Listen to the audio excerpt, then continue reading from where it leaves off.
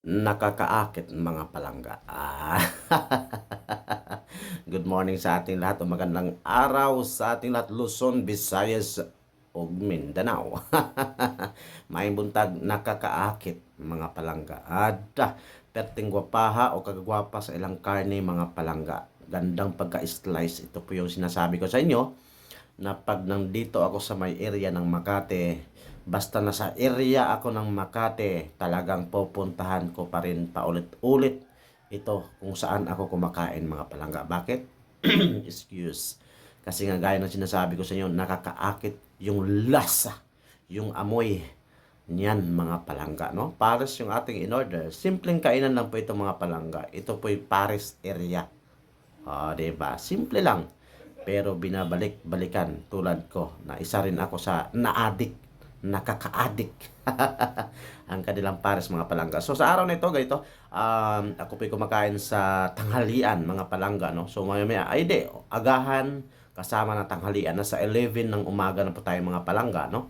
Ako'y nagpapahinga sapagkat medyo naipit po tayo sa sobrang traffic dahil Friday of Viernes ngayon. Ayan, kailangan natin malakas yung ating pangangatawan para talagang susugod tayo doon sa mga traffic areas.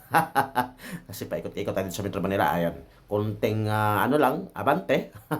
Ayan na naman tayo mga palangga. Pagdating naman ng hapon, kumain ako kayo ng umaga, Paris, doon sa may area din ng Makati, mga palangga. Ito Makati area din to, kaso nga lang, nasa Guadalupe na ako ngayon, mga palangga. Kumakain na naman. Kasi gaya ng sinabi nila, nagtatrabaho nga tayo para kumain, di ba? So, katawan lang ang ating puhunan sa pang-araw-araw nating trabaho, mga palangga, o, di ba? So, kailangan nating malakas. Ngayon, kumain na pala ako dyan, mga palangga, alas 4 na ng hapon kasi talagang sumasakit na yung tiyan ko. Medyo nagutom na naman ako, mga palangga, oh. Talagang nakakagutom ang traffic sa Metro Manila, mga palangga, no? Nasa area ako ng Taguig kanina sa may BGC. Gumagapang talaga ako. Pag galing ako ng BGC at gusto kong kumain ng barbecue, madalas, dito talaga ako pumunta sa malapit sa may Guadalupe, Phoenix. Walang ibang Phoenix dito sa may area ng Guadalupe bago ka makarating ng MRT Station, Guadalupe. Mga palangga sa may northbound mga palangga, no? Pero medyo loob to siya ng konti. Ayan. Shout out na lang kay Inday kung makita ni Inday ang kanyang o saan ako kung saan ako kumakain.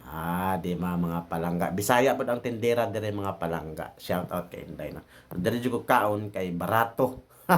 Tama sa presyo mga palangga yang lasa kuan gid kay permanente yung fresh ang iya ang mga barbecue mga palangga, no? Dili hugaw tan-awon, nindot tan-awon mo nang dire jud ko pabalik-balik gid ko dire mga palangga mukaon pag magutom ko. Samot tagna ako sa area ng Taguig, lugsong yung dire di ko manhi. Di ba? Alam niyo na mga palangga. Yung binabanatan ko pala diyan mga palangga, atay ng baboy at isaw ng manok o isaw sa Bisaya ng tinaig manok ba? Dito sa Tagalog, isaw o bitoka ng manok. Yun naman yung sa Tagalog daw mga palangga. Shout out kay Inday. Seryoso kasi Inday. God bless mga palangga.